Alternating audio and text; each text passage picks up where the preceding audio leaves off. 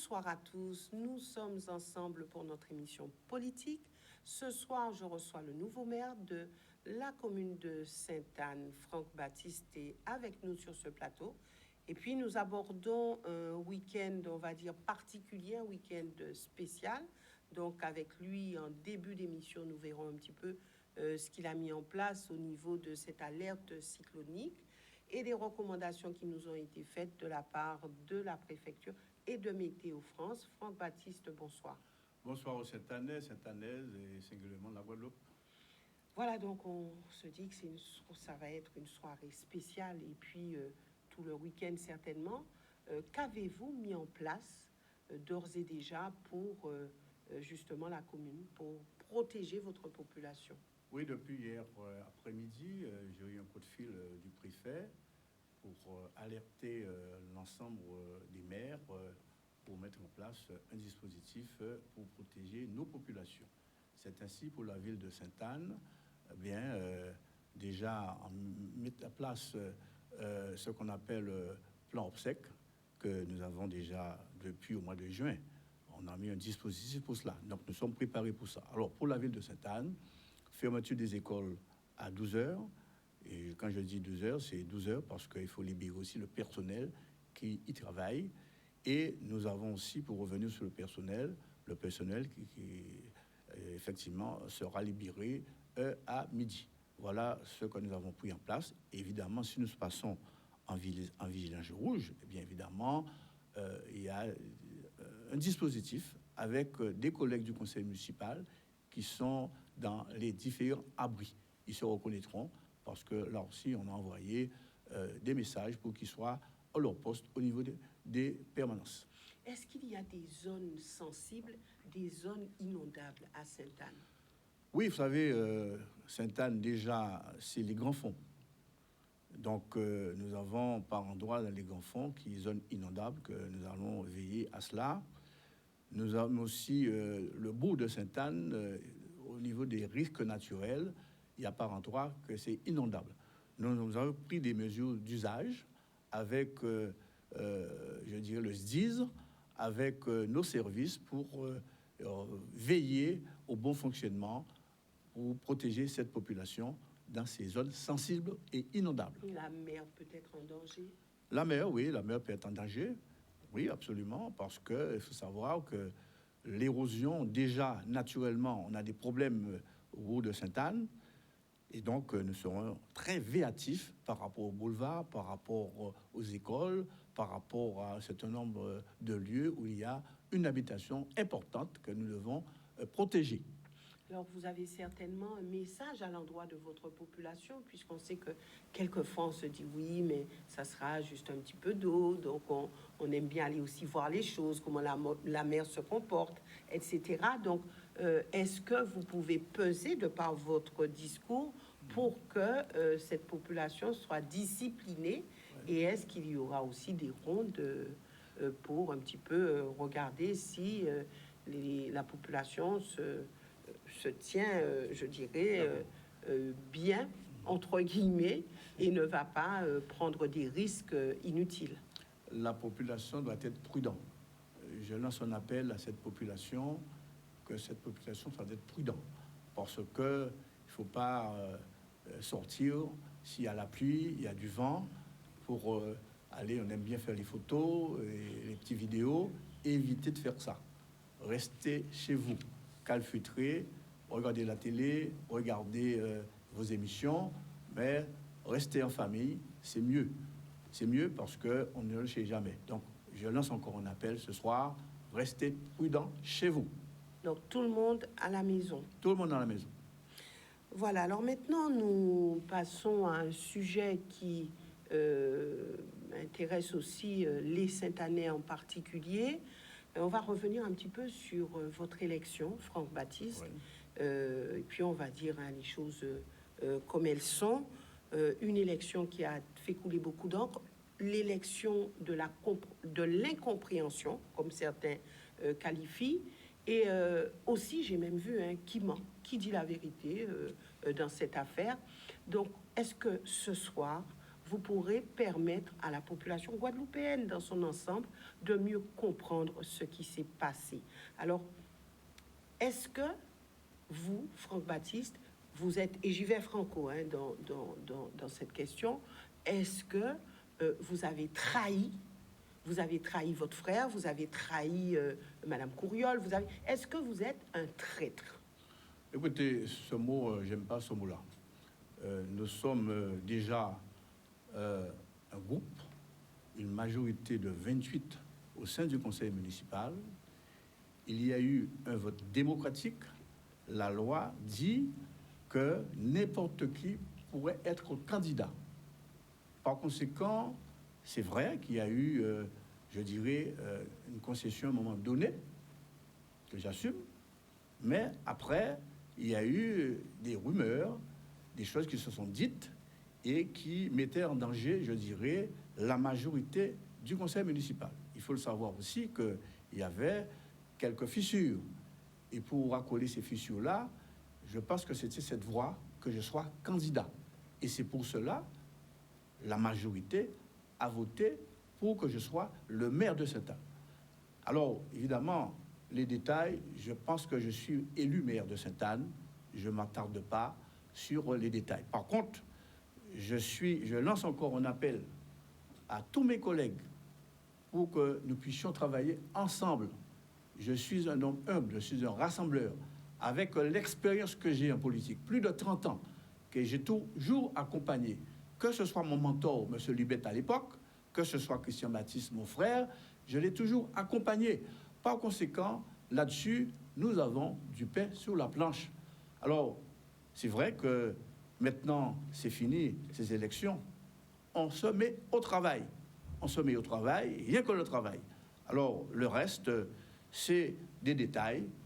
Il y a eu un vote démocratique. D'ailleurs, ce jour même, ce matin, nous aurons ce soir, évidemment, le nouveau élu de la ville de Saint-Claude, qui sera pareil, vote démocratique. Je pense même qu'il y a même 2 candidats.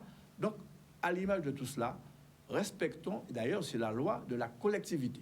Alors justement, on a beaucoup parlé de cohésion au sein de votre majorité. Et il est vrai que, est-ce qu'on peut aujourd'hui s'attendre à avoir un climat apaisé au sein du conseil municipal? Oui, on va avoir certainement un apaisement. Évidemment, il y a toujours des déçus. Mais moi, j'appelle au rassemblement et à l'apaisement.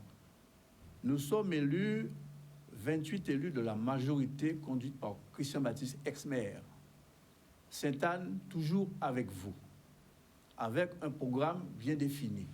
Je dois fonctionner et mettre en évidence ce programme que nous avons mis en place et continuer à exécuter ce que nous avons dit. Alors le reste, je pense qu'en personne intelligente, nous devons fonctionner. Et quelles sont vos relations actuelles avec Madame Couriol? Mes relations sont normales, évidemment. Il y a toujours des petites... C'est normal, hein, dans un combat politique, il y a des gagnants, des déçus. Bon, on a toujours un petit pincement au cœur. Mais moi, personnellement, je suis un homme quand même assez ouvert. Je n'ai pas de problème avec ma collègue Lydia Couriol. Bon, évidemment, je ne rentre pas dans des querelles de clocher. Moi, je suis un homme ouvert. Et donc, les autres collègues doivent travailler. C'est ça que je veux. D'accord. Et avec votre frère? Avec mon frère, il n'y a pas de problème. D'ailleurs, ça va jusqu'au niveau de la famille. J'ai réuni ma famille, mes 4 sœurs, mon frère. Nous sommes assis sur une fratrie de 6 enfants. Il y avait des incompréhensions des uns et des autres. J'ai fait le point. Ça s'est réglé. Ils ont bien compris ma position. Et que je dis maintenant, Christian Baptiste, député de la 2e circonscription, moi, son frère, maire de Sainte-Anne, nous devons travailler la main dans la main. Et Christian Baptiste, n'oubliez pas, est conseiller municipal. Conseiller municipal, donc il est dans l'équipe, il doit travailler avec moi, avec nous. Il a cette obligation? C'est une obligation parce qu'il est dans un groupe majoritaire, il doit travailler avec nous. Par conséquent, d'ailleurs, il s'est exprimé sur un média hier soir, il a été très limpide, très normal, et il observe. Il a quand même dit qu'il ne s'attendait pas à cela. Oui, bon, enfin moi... Vous ne lui aviez rien dit? Non, nous avons... Non, pour votre candidat. Non, c'était une stratégie, je l'ai dit aussi, face à face, je lui ai dit, écoute, c'était une stratégie, parce que si j'avais pas fait ça comme ça, ben, peut-être qu'on aurait eu encore d'autres problèmes. J'ai sauvé, je dirais, ce que disait la population de Sainte-Anne. Et si vous faites une enquête à Sainte-Anne, ils étaient majoritairement pour Franck Baptiste, parce que ce sont des électeurs. Ce sont des électeurs. Quand vous dites « j'ai sauvé », expliquez-nous, j'ai sauvé Sainte-Anne. Non, c'est-à-dire qu'on voulait passer, si vous voulez, pour une désignation. On ne fait pas une désignation, on vote.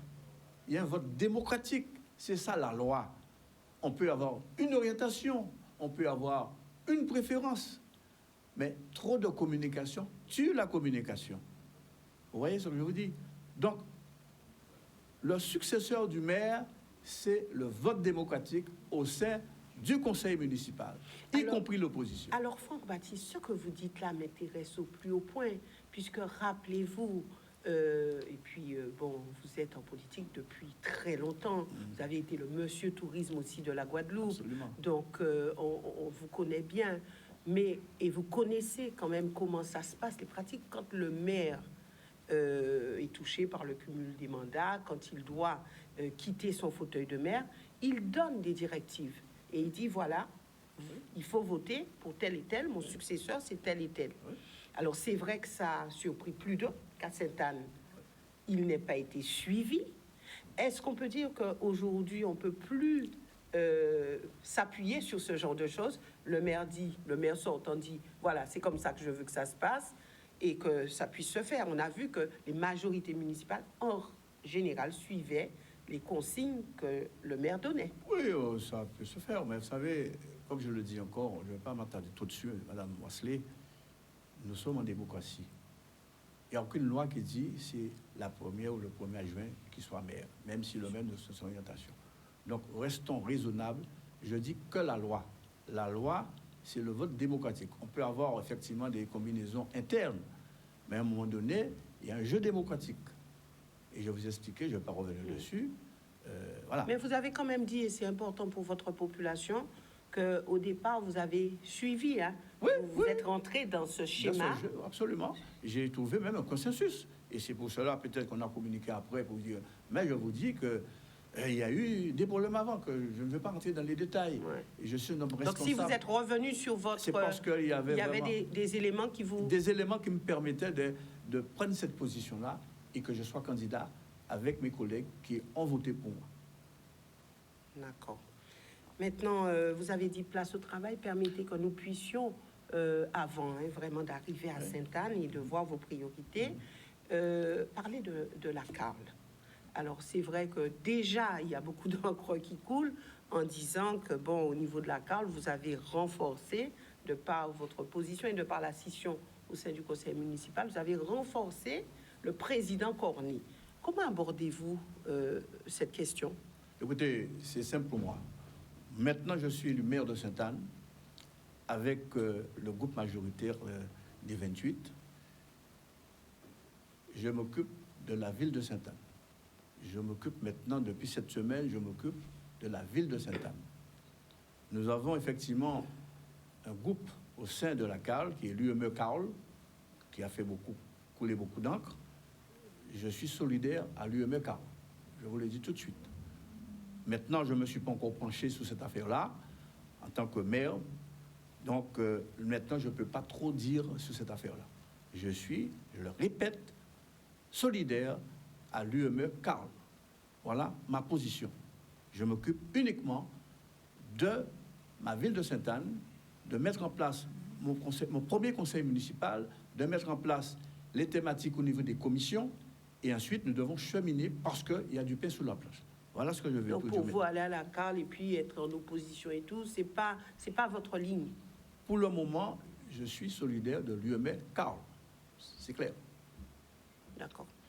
Est-ce que le président Corny a eu à charge de vous contacter déjà? Non, pas du tout. Pas du tout. Il m'a envoyé un message de félicitations en tant que collègue. Je l'ai remercié. C'est tout. Vous Vous êtes un homme de consensus, Franck. Je suis un homme de consensus. Il faut travailler pour nos populations. Alors évidemment, le moment voulu, bon, on va travailler. Il n'y a pas de problème. Je suis conseiller communautaire. Je vais travailler avec tous mes collègues. On va à un moment donné se mettre autour d'une table et réfléchir et voir comment, voir l'avenir pour la carte. Mais pour le moment, je suis concentré sur ma ville de Sainte-Anne. Qu'est-ce qui fait votre force et qui fera de vous un bon maire? Eh bien, c'est le travail. C'est de mettre tout le monde au travail, de chacun de mes collègues, et je dis aussi, y compris la minorité, nous devons travailler la main dans la main. Je vais travailler avec toute l'équipe du conseil municipal. Ma force sera d'être appliquer ce que nous avons décidé et responsabiliser chacun de mes collègues dans les délégations et les mettre au travail. Parce que trop souvent, on prend des responsabilités et puis bon, on reste chez soi. Je ne veux pas de ça dans mon groupe. Je ne veux pas au niveau du conseil municipal que les gens se mettent au travail. C'est ça ma devise et qui me permettra précisément d'aller fonctionner pour ces 3 ans et demi à venir. C'est ça le but de la manœuvre. C'est ainsi que je vous dis, sur le problème de risque naturel. Depuis cette semaine, j'ai mis en place un dispositif pour, je dirais, la construction d'une nouvelle école. C'est sur ça que je suis.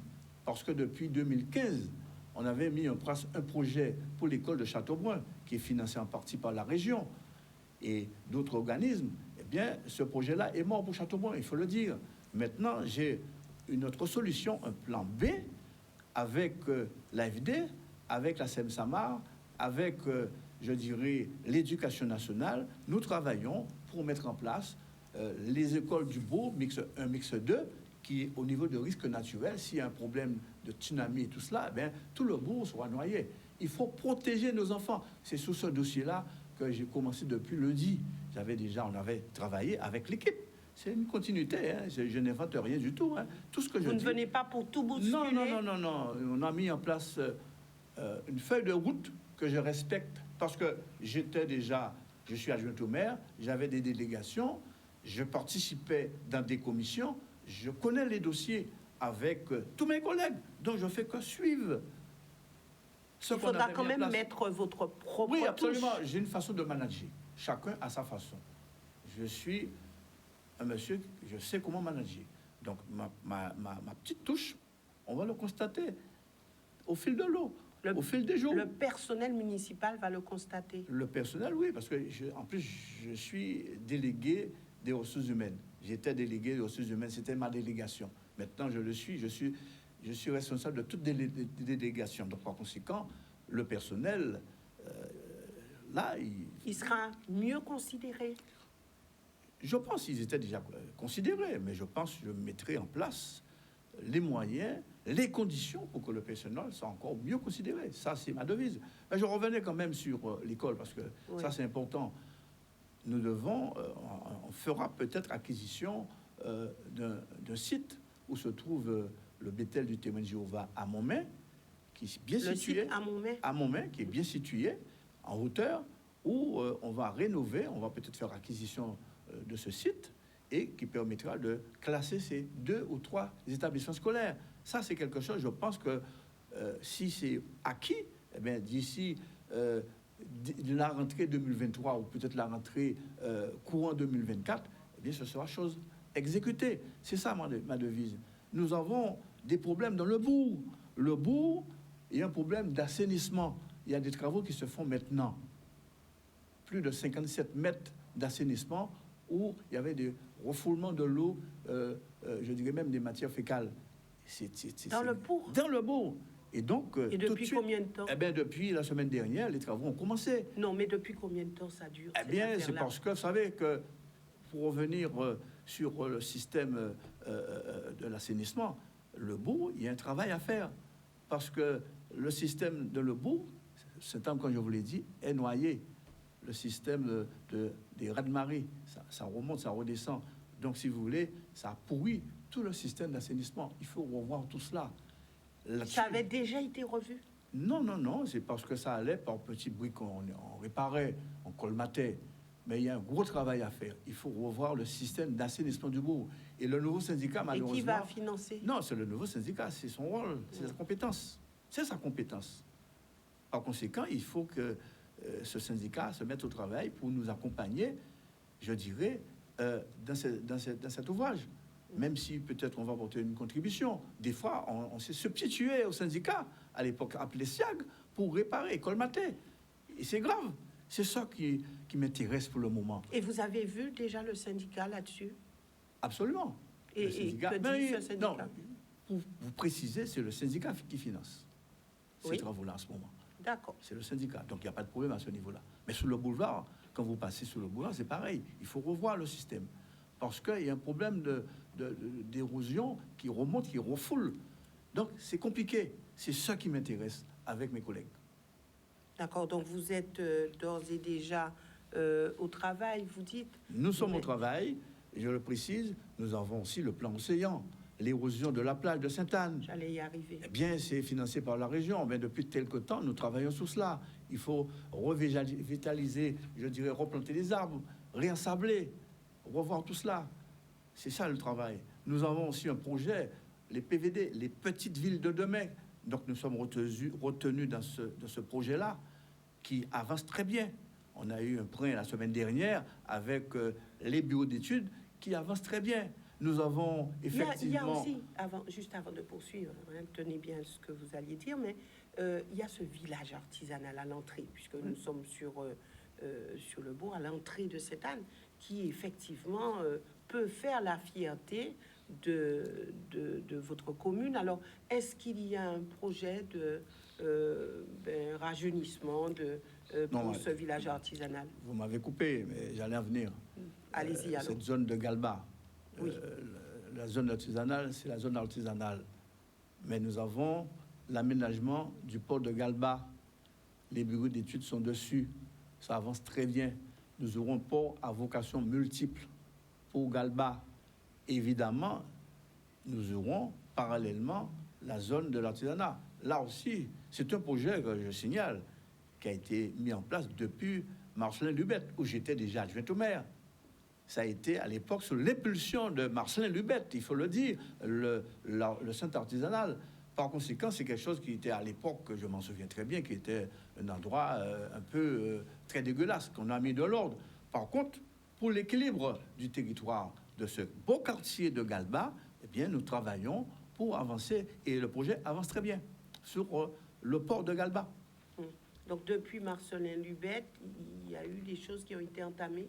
Oui, je vous dis, je parle du centre artisanal. Ça s'arrête là. Bon, il y a eu autre chose, mais je ne vais pas revenir sur Marcelin Lubet. Nous sommes depuis 2014 aux affaires. Des fois, il faut revenir sur le passé oui, pour arriver au présent. Ça c'est vrai. Parce que je suis moi-même concerné. Je fais quand même 2 mandatures avec Marcelin Lubet en tant qu'adjoint maire. C'est mon menteur. D'ailleurs, je le félicite. Il est toujours en vie. Il a 101 ans maintenant, Marcelin Lubet. Oui. Il nous écoute, il nous regarde. Donc, c'est un monsieur, si je veux encore avoir des conseils, je l'appelle et tout de suite, il me donne des conseils. C'est pareil que Christian Baptiste en tant que député. Si Christian Baptiste l'appelle, c'est aussi le mentor de Christian Baptiste. Il faut savoir que Christian Baptiste a été le directeur de Marcelin Lubet. Oui. Voilà. Donc, il faut avoir de la reconnaissance. La reconnaissance, tout à fait. Alors, il y a cette partie village artisanal, mais il y a aussi ces petits artisans qui se mettent, vous savez, un petit peu plus loin du côté de la plage. Oui. Et souvent, on avait dit qu'il fallait revoir tout cela, restructurer tout ça. Est-ce qu'en l'état, vous pensez que c'est une valorisation, c'est une plus-value pour la commune? Absolument. Alors, nous avons une commission de développement économique et touristique qui était présidée par ma collègue Olivia Ramouta, où je faisais partie de cette commission. Nous devons revoir tout cela. Nous devons privilégier les petits artisans, les artisans d'art, parce que on appelle centre artisanal, mais reconnaissons que ce qu'il y a en termes de produits, c'est pas tout à fait l'artisanat d'art. Et nous voulons précisément mettre en place un dispositif pour que nos artisans d'art puissent venir pour évoluer et mettre en évidence ce qu'ils savent faire. Où les garder du côté de la plage ou non, on va définir quelque chose pour le moment que je ne peux pas dire, parce que nous sommes en train de travailler dessus. pour travailler. Donc, mais nous sommes volontaires pour que ces artisans puissent travailler. Alors, quelle est la place qui peut être donnée aux marins-pêcheurs? Comme je vous l'ai dit, les marins-pêcheurs, dans l'amélioration du port de Galba, c'est un port à vocation multiple. Ils seront dedans pour vendre leurs produits. Donc, est-ce qu'il faut faire un marché Nous aurons ouvert? effectivement, on va voir comment mettre ça en place. Dans le dispositif, il y a quelque chose qui est prévu. Je ne peux pas encore dévoiler, mais il y a quelque chose de défini et que sera acté définitivement bientôt. Mais ce sera réorganisé pour les marins-pêcheurs. Vous avez l'intention de changer le visage du bourg de Sainte-Anne? Alors, l'accueil de Sainte-Anne, déjà, il faut donner notre vision. Notre vision pour l'accueil de Sainte-Anne. Si nous arrivons à mettre en place l'aménagement du port de Galba, le centre artisanal, l'entrée du bourg, le boulevard, le marché. Le marché. Alors le marché, nous avons un marché qui est organisé. Il faut savoir que le marché qui est à droite, avant le centre culturel, que nous avons déplacé sur le petit triangle de la plage, qui a fait beaucoup couler l'encre pendant les élections de 2020, qu'on a changé, qu'on a mis de l'autre côté, qui est organisé avec des personnes qui sont légales, des personnes qui sont agréées, qui remplissent dûment leur contrat. C'est pas quelque chose comme ça. Donc c'est organisé, ce petit marché, qui marche très bien d'ailleurs. Bien, nous devons encore aller plus loin, il n'y a pas de problème. Alors lorsque vous avez fait tout ça, Franck Baptiste, vous avez une vision de ce bourg de Sainte-Anne concernant les embouteillages. Alors, bien sûr, vous dites, je veux tout changer, ça sera très joli, mais comment faire face à ces embouteillages à Sainte-Anne? On n'a pas trop le choix. Hein. Déjà, il y a eu un contournement de Sainte-Anne. Quand vous laissez le rond-point arriver sur le boulevard, vous prenez à gauche, vous faites l'intérieur des terres, qui a été, il faut le dire, financé par la région Guadeloupe. Et quand vous passez par là, c'est très bien organisé, bien signalé. Il faut que les visiteurs, il faut que les conducteurs, les automobilistes puissent prendre ce contournement, s'ils veulent éviter. Comment les obliger à le faire? Écoutez, alors, pour des fois, il y a encore le succès précisément de ce boulevard, les gens vous disent, moi, je veux passer sous le boulevard. S'ils sortent au travail, dans les embouteillages, ils aiment bien regarder la mer à droite. Ils prennent le temps d'aller. On ne peut pas les forcer d'emprunter le boulevard. Ceux qui sont un peu plus pressés, eh bien, ils feront le contournement pour sortir à Franche, de leur rond-point de Franche, et pour continuer sur la ville de Saint-François. Mais nous avons aussi, il faut savoir aussi le faire. Si nous sortons de Pointe-à-Pitre des abîmes, faisons l'intérieur des terres, par les grands fonds, par Boisvin-Abîme, les grands fonds d'Ouville, et on va sur le Saint-François. Ce sont aussi des contournements. Par contre, il faut améliorer précisément ce parcours avec le département, parce qu'on va emprunter la départementale, 105, et les autres, 102, 105, l'amélioration, la signalétique. C'est ça qu'il faut privilégier pour que les gens puissent contourner cette année s'ils sont pressés. Mais je dis que... Est-ce qu'on peut mettre des mesures incitatives à cela? Aussi, bon, on peut voir avec la route de Guadeloupe. Il y a plusieurs mesures pour la route de Guadeloupe. Donc, par conséquent, là encore, nous aurons à travailler sur cela. Mais comme je vous dis, on va en fonction des moyens aussi que nous avons. Alors, est-ce que sur le plan économique, au-delà de ces artisans-là, on peut faire en sorte que les commerçants viennent s'installer à Sainte-Anne? Est-ce qu'il y a de la place déjà pour que des investisseurs puissent venir à Sainte-Anne? Sainte-Anne, c'est une ville accueillante. Sainte-Anne, tout le monde veut venir à Sainte-Anne. Tout le monde veut venir à Sainte-Anne. Pourquoi? Parce que déjà, c'est un endroit accueillant qui, effectivement, a très, je dirais, l'animation. Ça, c'est important. Et donc, beaucoup de personnes veulent acheter à Sainte-Anne. Bon, on ne peut pas... Les moyens, des fois, il n'y a pas beaucoup de possibilités. Qui veut acheter à Sainte-Anne? Tout le monde. Les Guadeloupéens, les gens nos propres compatriotes qui veulent sortir de Bastet, qui veulent sortir de Pointe-Noire, on sent pour cela empêcher que les jeunes Pointe-Noire puissent rester dans leur quartier. Il faut le dire comme ça. Mais je constate que beaucoup de personnes veulent venir à Sainte-Anne. Bon, c'est une nous sommes quand même à plus de 25 000 habitants. Il y a encore des endroits à vendre à Sainte-Anne. Et il y a encore des endroits à vendre, effectivement. Alors maintenant, on a parlé du bourg, mais il y a ceux aussi qui sont dans les campagnes. Est-ce qu'on n'oublie pas très souvent ces campagnes? Non, moi je pense que je suis très bien placé pour parler des campagnes. Je suis ici d'un beau quartier, des grands fonds de Sainte-Anne, ma paroisse Sainte-Bernadette. Je vais parler un peu plus haut sur Pavillon, sur Maslas, aller sur Douville, sur des hauteurs. Ce sont des beaux quartiers. À l'époque, quand j'ai été élu adjoint au maire avec Marcelin Lubette, pour revenir sur lui, Marcelin Lubette a toujours voulu développer ces quartiers de la campagne. Et j'étais un des personnes qui disaient qu'il faut défendre. On a fait beaucoup pour la campagne. Et encore, il en reste beaucoup à faire. Mais je pense que la campagne n'a pas été lésée. Je pense qu'on a fait beaucoup pour la campagne. Saint-Protais, tous ces quartiers-là, Bellétan, tous ces quartiers, au niveau des jeunes, au niveau des espaces de sport, bien, on a quand même fait. Par contre, il faut la maintenance de ces espaces. Ça coûte de l'argent. Les réseaux et voies divers, il y a eu beaucoup de routes qu'on a pu réparer sur ces quartiers-là, plus de 900 000 € pendant l'année dernière. On aura encore à dépenser pour la réfection des routes. On a su redresser la ville de Sainte-Anne, mais il faut savoir qu'on a pu quand même faire des choses. Nous avons encore des choses à programmer, avec un financement aussi, des fonds d'action communale dotés par le conseil départemental. Donc, par conséquent, la campagne, il y a encore à faire, mais quand même, on a depuis, à l'origine, depuis à l'époque où j'étais adjoint au maire avec Marcel Hubert, avec Christian Baptiste, nous avons fait beaucoup de choses sur la campagne. Maintenant, je le dis sincèrement, le bourg, il faut revoir le bourg. Et je vous dis quelque chose, vous les Sainte-Anne savent. Il y a des trottoirs qui sont là depuis à l'époque de Maurice Satino. Maurice Satino, c'était un ancien maire de Sainte-Anne, plus de 50 ans. Il faut revoir tout cela. Je veux que nous ayons un bourg moderne. Et c'est pour ça que je veux me battre. La requalification du bourg, ça c'est inscrit dans notre programme, tout cela. Quand vous dites moderne, qu'entendez-vous par là? Est-ce qu'il faut casser? Non, on ne doit pas casser. Refaire? On ne doit pas casser, il faut refaire. Je vous parle des trottoirs, par exemple. Il faut revoir tout cela. Mais il faut commencer par l'assainissement. Je viens de parler de l'assainissement. Il faut commencer de la base et revoir monter. La place de Sainte-Anne, il faut revoir tout cela. Ce sont des choses qui étaient déjà prévues, hein, tout cela. Vous avez 3 ans et demi. Est-ce que ça vous suffira? Ah bon, écoutez, on va donner des priorités. On ne va pas tout faire de seul coup. J'ai cité quelques exemples.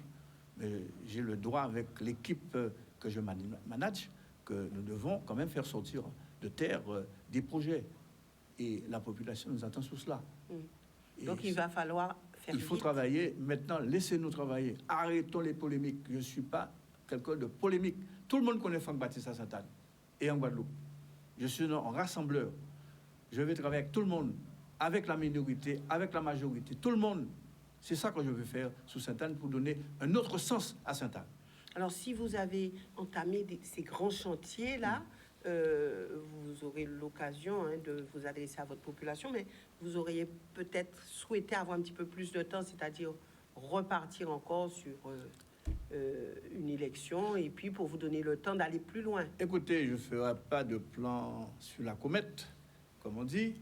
Mais vous avez dit, moi je connais la politique, je connais les choses, donc vous savez ce que vous pouvez faire en 3 ans et absolument, demi et ce que vous ne pourrez pas faire. Absolument. Alors est-ce que vous vous dites quand même déjà, j'ai de grands projets, il va falloir peut-être poursuivre sur une autre mandature pour avoir les moyens à de partir faire. À partir du moment que j'ai la santé, je pense que j'ai la santé, avec l'équipe que je manage, si nous devons continuer, il n'y a pas de problème.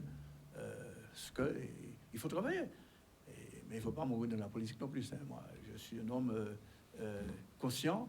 Il faut travailler. Il ne faut pas mourir dans la politique. Non, c'est-à-dire qu'il faut un moment savoir arrêter. C'est-à-dire que je suis prêt à continuer la politique. Mais à un moment, non, il faut le dire. Ça. Il faut pas que... Mais ce n'est pas sur une autre mandature. Non, pas du tout.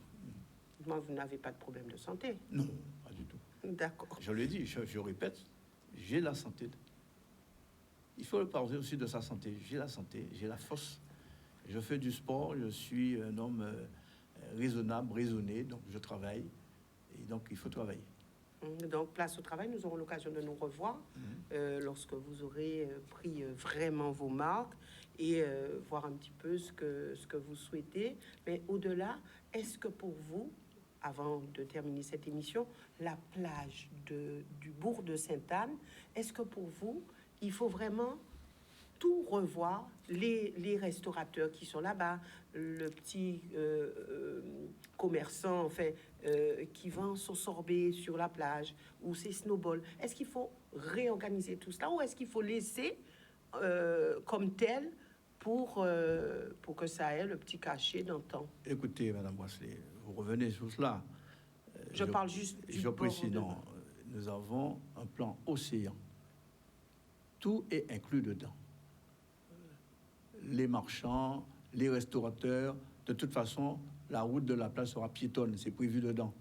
Les marchands que vous voyez un peu plus haut là, c'est dedans. On va maintenir tout ça. Vous savez, je suis un homme touristique, je suis un homme qui connaît le tourisme. Je préserve ces petits marchands. Il n'y a pas de problème sur cette affaire-là. Il y a aussi Karl Chipotel qui préside la NASA, qui fait un travail formidable sur l'océan, sur la plage, avec des activités nautiques. Et Karl Chipotel est un homme qui a beaucoup d'ambition et de projets en symbiose avec la ville de Sainte-Anne. Donc, par conséquent, c'est un ensemble de choses sur la plage. Mais j'ai confiance dans le plan océan qu'on a mis en place, qui est porté par la région Guadeloupe. Donc, par conséquent, il n'y aura pas de problème sur cette plage par rapport à l'érosion. On peut dire que c'est le premier atout Absolument. de la commune. La vitrine d'accueil de la ville de Sainte-Anne. Mais j'oublie pas l'intérieur des terres. J'insiste, c'est l'équilibre. L'économie bleue, l'économie verte, ça c'est important. L'économie verte, sur les grands fonds, nous devons faire beaucoup de choses. Aller sur les grands fonds, aller l'économie verte. Voilà ce que je veux dire par rapport à tout ça. Merci beaucoup d'être venu sur ce plateau. Merci aussi à vous, téléspectateurs, de nous avoir suivis. Nous nous retrouvons donc la semaine prochaine avec d'autres émissions politiques. Prenez soin de vous. Alors, c'est vrai que ça va pas être très simple, hein, selon la météo. Il y aura beaucoup d'eau, etc. Donc, vraiment, vraiment, prenez soin de vous. Faites attention si vous devez être sur la route, alors qu'il y a des difficultés. Donc, faites vraiment, vraiment très attention à vous. Et nous nous retrouvons la semaine prochaine. Très bon week-end.